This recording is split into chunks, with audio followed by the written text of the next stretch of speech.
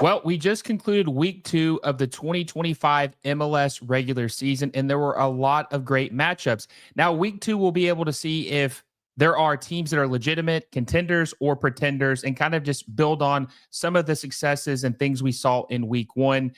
But before we get into our breakdown, make sure you like this video down below, subscribe to the channel if you haven't already, and hit the little bell notification so you never miss a video. Also, I'm going to be giving you my player of the week because there definitely was a guy who ran away with it after his performance this weekend. But the first game we're going to start off with is Charlotte FC versus Atlanta United. Now, this was probably game of the week for me. And honestly, after the Messi not playing against Houston, that whole debacle.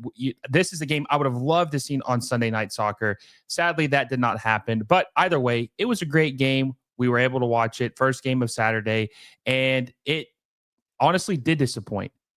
And the reason why that is because we all know that Atlanta United spent a lot of money from last summer until this offseason, signing Miranchuk, Emmanuel Latte-Lot, bringing in Miguel Miron, a crazy attack, right? And we saw against Montreal that they were able to hang 3 goals on them. Emmanuel Latte-Lot scored a brace. And this was the first test playing a formidable defense, Dean Smith, Charlotte FC, and having Kalina, who's the goalkeeper of the year last year, seeing what he could do against a team like that. Now, the team did look good in the attack. They had some chances. They looked explosive. And I even made a tweet saying how good they looked. Now, Atlanta United fans will say that I hate the team or that I'm being hypercritical of the team, but I'm just being honest. They looked really good. They just could not finish any chances.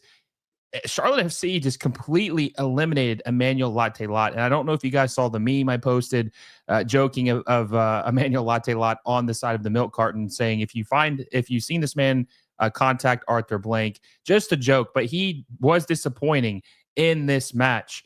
Now, Miguel Miron did look creative. You could see the speed. And one of the things that I really think about when I'm watching him play in Atlanta United versus when I saw him play in 2018, 2017 with Atlanta United is how much more polished of a player he is. Now, you would expect this because he played the Premier League with Newcastle United for 5 or 6 years. So, of course, he's supposed to be a better version of himself than what he was when he left. But you really saw it in this match. He really has improved significantly as a player, and you still see the burst and the speed, the pace that made Newcastle United want Miguel Miron. But even with that being said, this team was not able to find the back of the net. And Wilfried Zaha was the premier signing for Charlotte FC this offseason. And Charlotte FC has been chasing that piece for over a couple years now, trying to get that player in here that could really unlock all the other players that they have because they do have talent on this team. And Wilfried Zaha did not disappoint in his debut. He had a goal and an assist in his debut game. Now, the first goal where he assisted Pep Biel was an absolutely terrible giveaway by Atlanta United, but he started to really settle in the second half and had an incredible goal.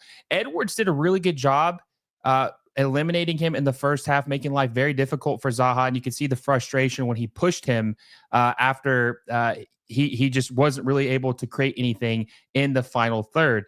But this was an eye-opening performance, if you want to know the truth, because Atlanta United has invested so much. Now, it's not time to hit the panic button because this is still early in the season, guys. There's a lot that can change. But one thing is for sure, this team is not fully gelled yet. The attack did show some deficiencies, and we see that Charlotte FC is a legit contender in 2025. Wilfried Zaha was just the one piece. It really is crazy how one guy can completely change a team's dynamics. So I'll be excited to see what Charlotte FC do down the stretch. And they won 2-0. They won 2-0. Atlanta United was not able to score.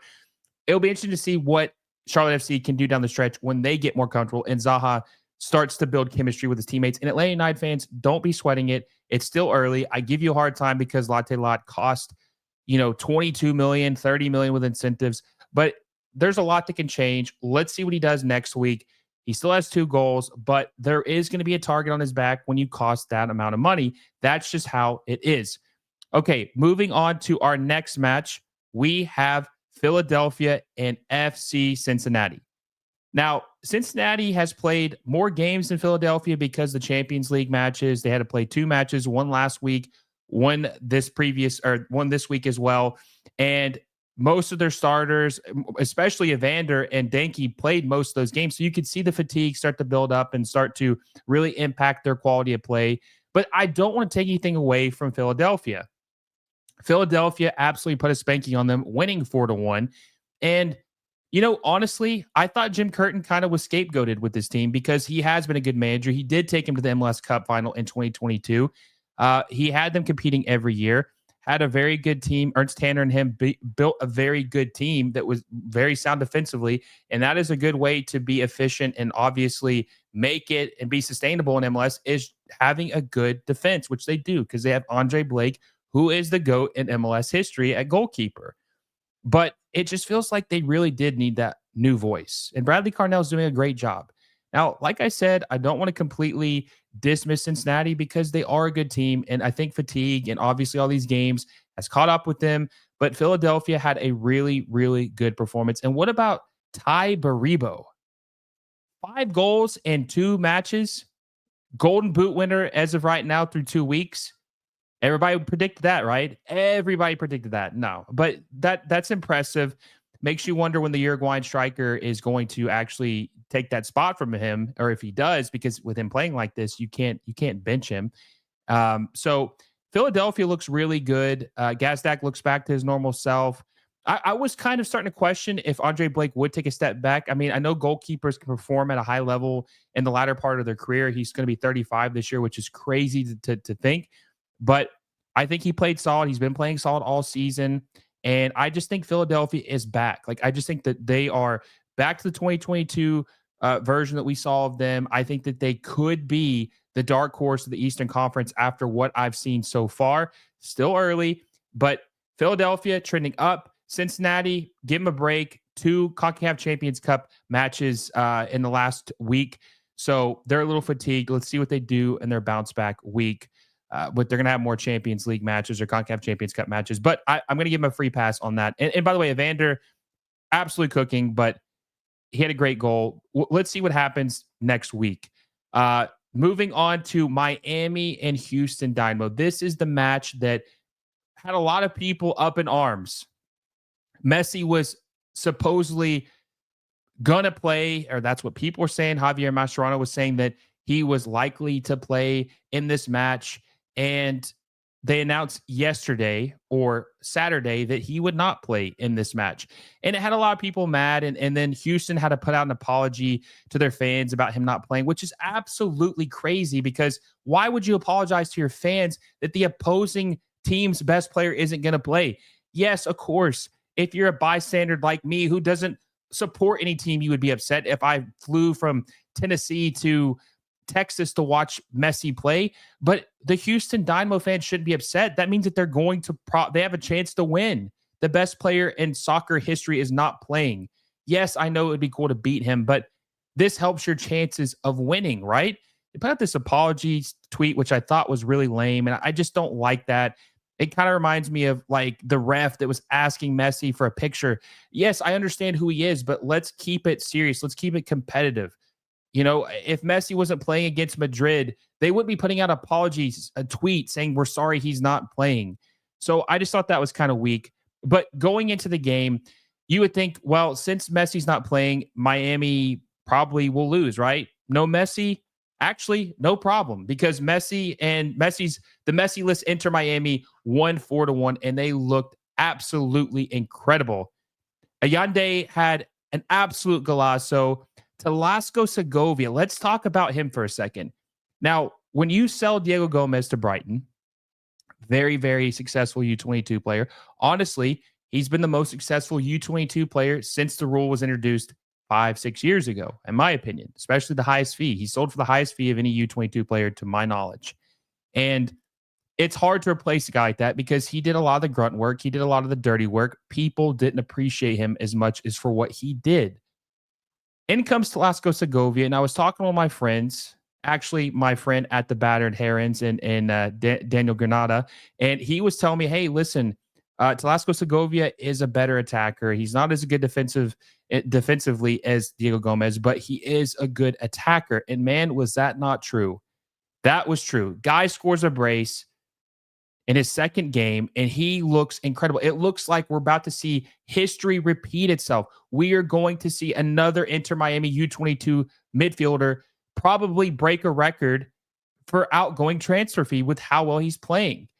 And he's only 21, the young Venezuelan midfielder. And this is honestly scary for the league because we're starting to see more attacking power in other positions for an already loaded team with good depth. And I made this tweet earlier about if Miami doesn't advance far in the CONCACAF Champions Cup, it's an absolute dud this season because they have the quality, they have the depth, and they have Lionel freaking Messi. What else do you need to advance? And they also have a favorable bracket. But we'll talk more about CONCACAF Champions Cup as things really start to heat up with that in a couple weeks. But it didn't even matter. And Luis Suarez had a beautiful goal. 38-year-old, one-legged Luis Suarez. And by the way, because I mentioned this earlier, Luis Suarez is my player of the week. It's not even close. 1 goal, 3 assists. It's a done deal. Luis Suarez is the player of the week in week 2 of Major League Soccer. It's not even close.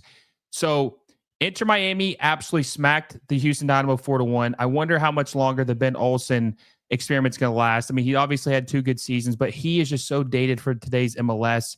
He doesn't know what he's doing. And I just think that we need to phase coaches like him out of the game because they don't adapt. And I think that the game has left them behind. So Inter Miami bounces back. I knew they would. It was hard to really get a sense of how good they were when you're down to 10 men in the 21st minute against New York City. They bounced back without Messi. No Messi, no problem. Moving on to other games of the week.